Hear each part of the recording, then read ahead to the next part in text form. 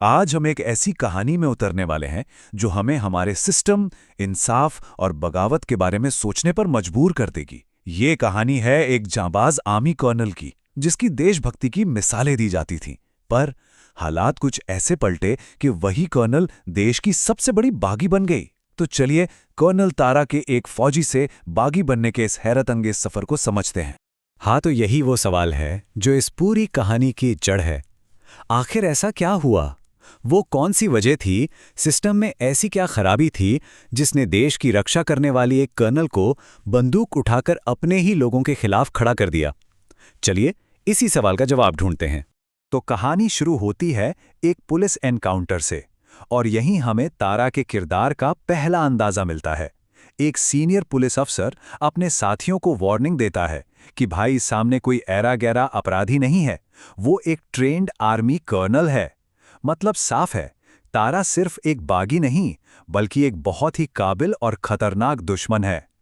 अब देखिए, एक तरफ जहां सिस्टम तारा को पकड़ना चाहता है, वहीं दूसरी तरफ मीडिया उसकी कहानी दुनिया को दिखाना चाहता है।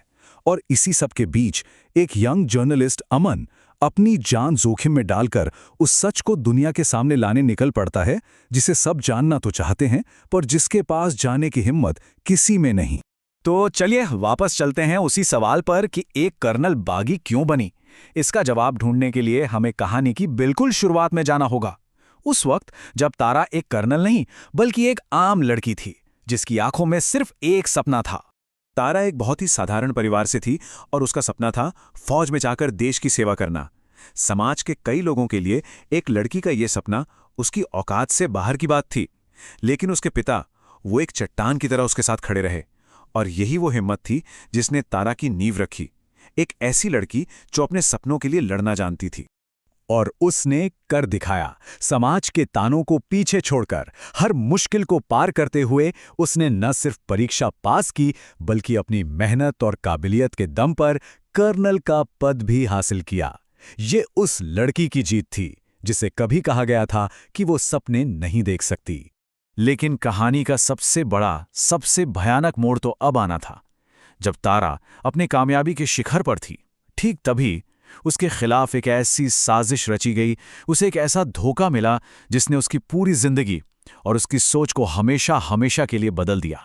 देखिए, होता क्या है ना कि जब कोई अपने दम पर आगे बढ़ता है तो पुरानी दकियानूसी ताकतें ये बर्दाश्त नहीं कर पातीं। गांव के ठाकुर और मुखिया को एक गरीब की बेटी की इतनी बड़ी कामयाबी हजम नहीं हुई।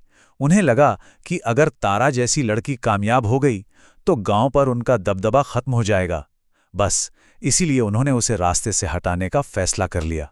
उनका प्लान देखिए, कितना ठंडा और बेरहम था। जब तारा छुट्टी पर घर आई तो उन्होंने न सिर्फ उसके घर में आग लगाई, बल्कि उससे झूठे केस में फंसाकर हमेशा के लिए खत्म कर देने का पूरा इंतजाम कर लिया था। और वो पल जब तारा ने अपनी आंखों के सामने अपने परिवार को उस आग में जलते देखा, बस उसी पल उसके अंदर की फौजी मर गई। और जब उसे पता चला कि ये सब किसने किया है, तो उसकी कसम ने यह तय कर दिया कि अब कानून नहीं, बल्कि वो खुद इंसाफ करेगी।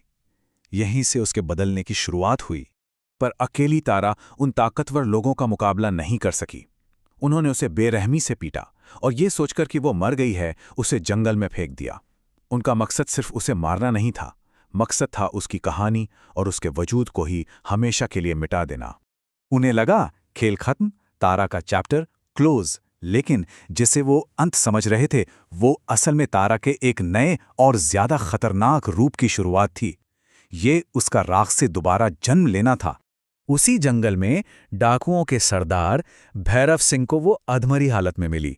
भैरव सिंह ने सिर्फ उसे बचाया नहीं, बल्कि वो तारा की जिंदगी में एक नया नजरिया और एक नया मकसद लेकर आया। और भैरव सिंह ने तारा को वो कड़वा सच दिखाया जिसे वो शायद देखना नहीं चाहती थी। उसने समझाया कि जिस कानून और सिस्टम पर तारा को इतना भरोसा था, वो असल में कमज़ोर और गरीबों के लिए बना ही नहीं है। और तारा के अपने तजुर्बे ने इस सच्चाई पर मुहर लगा दी थी। तो अब तारा के सामने इंसाफ के दो रास्ते थे। एक कानून का रास्ता, जिसने उसे धोखा दिया था, और दूसरा जंगल का रास्ता, जो ताकत के दम पर अपना इंसाफ खुद करता था। तारा ने दूसरा रास्ता चुना, क्योंकि पहले रास्ते ने उससे उसका सब कुछ छीन लिया था। और यहीं पर कहानी पूरी तरह पलट जाती है। तारा ने अपनी आर्मी की ट्रेनिंग, अपना अनुशासन और अपनी लड़ने की कला, इन सब को जंगल के तौर तरीकों के साथ मिला दिया, और ये कॉम्बिनेशन जानलेवा था। बहुत जल्द वो सिर्फ एक डाकू नहीं रही, बल्कि अन्याय के खिलाफ बगावत की एक ताकतवर निशानी बन गई। और अब कहानी घूमकर वापस आज के वक्त में आती है, जहां पत्रकार अमन तारा की इसी पूरी कहानी को रिकॉर्ड कर रहा है। वो समझ जाता है कि तारा की कहानी सिर्फ एक क्रिमिनल की कहानी नहीं, बल्कि एक टूटे हुए, सड़े हुए सिस्टम की कहानी है। अमन के ये शब्द तारा की कहानी को पूरी तरह बदल देते हैं। वो तारा को एक अपराधी की तरह नहीं, बल्कि नाइंसाफी से लड़ने वाली एक वॉरियर की तरह देखता है, और वो वादा करता है कि अब वो इसी नज़रिए को पूरी दुनिया के सामने रखेगा। और जैसे ही तारा की कहानी टीवी पर आती है, मानो एक धमाका हो जाता है। पूरे देश में गुस्सा फूट पड़ता है, लोग सड़कों पर उतर आते हैं, और पहली बार तारा के लिए इंसाफ और उन भ्रष्ट अफसरों को सजा देने की मांग उठती है। तो कर्नल तारा की ये कहानी आखिर में हमें एक बहुत ही मुश्किल सवाल के सामने लाके खड़ा कर देती है। जब आपका रखवाला ही आपका शिकारी बन जाए, जब इंसाफ के सारे दरवाजे बंद हो जाएं, तो क्या नाइंसाफी का जवाब नाइंसाफी से देना सही हो जाता है? इस सवाल का जवाब शायद इतना आसान नहीं है।